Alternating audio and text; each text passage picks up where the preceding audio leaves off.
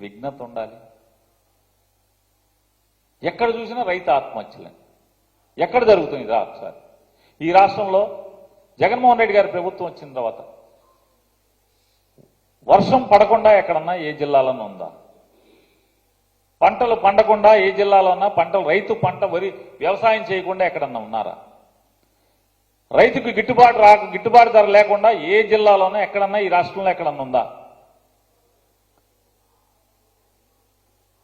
రైతు భరోసా కేంద్రాల ద్వారా విత్తనం నుంచి పంట అమ్ముకోవటం వరకు ప్రతిదీ కూడా ఈ రాష్ట్ర ప్రభుత్వమే రైతుకు గిట్టుబాటు ధర,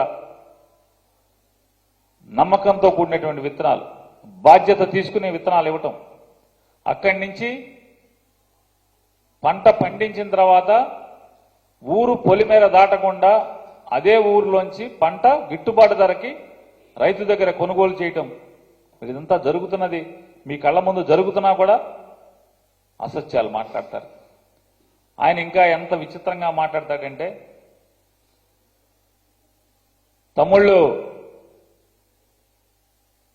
మీరు ఊళ్ళు అలిసిపోతే సాయంత్రం ఒక హాఫో క్వార్టరో తాగాలనిపిస్తే ఈ జగన్ రెడ్డి మీకు మందు అందుబాటులో లేకుండా చేసేస్తున్నాడు, చాలా రేట్లు పెంచేశాడు. నాకు ఓటేయండి, 100 రోజుల్లో నేను మీ ఓటు ద్వారా అధికారానికి, నాకు అధికారం ఇవ్వండి, మీకు తక్కువ రేటుకే బ్రాండీ సప్లై చేస్తానని మాట్లాడుతున్నాడు. తాగుబోతుల్ని ప్రోత్సహించేస్తున్నాడు ఈయన. తాగుబోతులకి మంచి శుభవార్త అంట చంద్రబాబు నాయుడు పరిపాలన వస్తే గనక. సరసమైన రేట్లకి, తక్కువ రేట్లకి ఇంటింటికి మందు సప్లై చేస్తాడంట. ఇది ఆయన పేదవాడికి ఇచ్చేటువంటి, పేదవాడి జీవితాన్ని మరింత కుంగరదీయటానికి, ఆయన ప్రజల్ని ఏ రకంగా వాళ్ళ బలహీనతలతో ఏ రకంగా ఆడుకుంటున్నాడు, బంపి పెడుతున్నాడు మనం చూస్తే నిజంగా ఇతను ఒక పరిపాలకుడా? పచ్చి అధికారం కోసం వెంపర్లాడేటువంటి దిగజారుడు మనస్తత్వం మనకు కనపడుతుంది తప్పితే, బ్రాందీ మీకు బాగా అందుబాటు ధరలో తక్కువ రేటుకి ఇస్తాను, మీకు ఇంటింటికి అందజేస్తాను,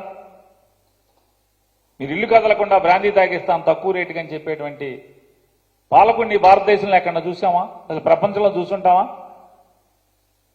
సరసమైన రేట్లకు మందు మీకు సప్లై చేస్తానని చెప్పేటువంటి ఒక రాజకీయ నాయకుడు ఎక్కడన్నా ఎన్నికల మేనిఫెస్టోలో పెట్టినట్టు ఏమన్నా చూసుంటామా?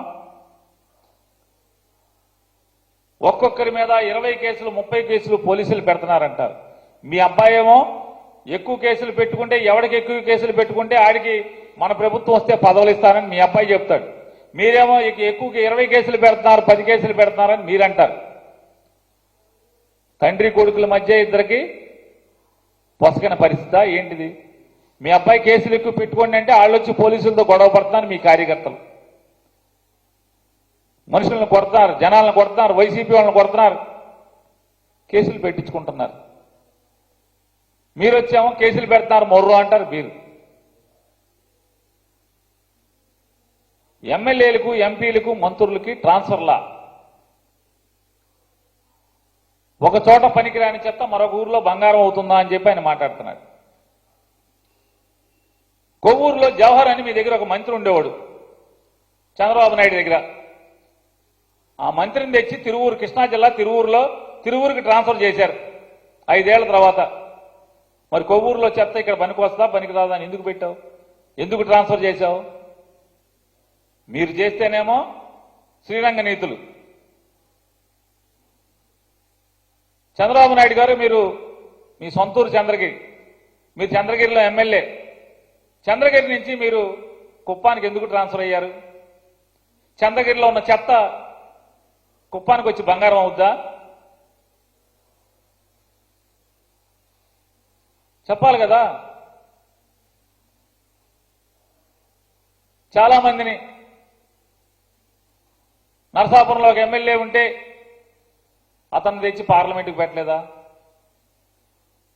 ముమ్మిడివరంలో ఒక ఎమ్మెల్యే ఉంటే అతను తెచ్చి పార్లమెంటుకు పెట్టలేదా? హరిశ్చంద్రాపురంలో ఒక ఎమ్మెల్యే ఉంటే తెచ్చి పార్లమెంటుకు పెట్టలేదా? అట్లాగే ఎంతమంది పార్లమెంట్ సభ్యుల్ని ఎమ్మెల్యేగా మీరు పెట్టలేదు, ట్రాన్స్ఫర్ చేయలేదు? మీరు చేస్తే సమ్మగా ఉండాలి, సమ్మగా చూడాలి జనం. ఆహా ఓహో, ఈయన అసలు పరిపాలనా దక్షుడు, రాజనీతిజ్ఞుడు, అసలు రాజకీయాల్లో రాజకీయ పండితుడు అని చెప్పనేమో మేము మొత్తం భజన చేయాలి జనం. జగన్మోహన్ రెడ్డి గారు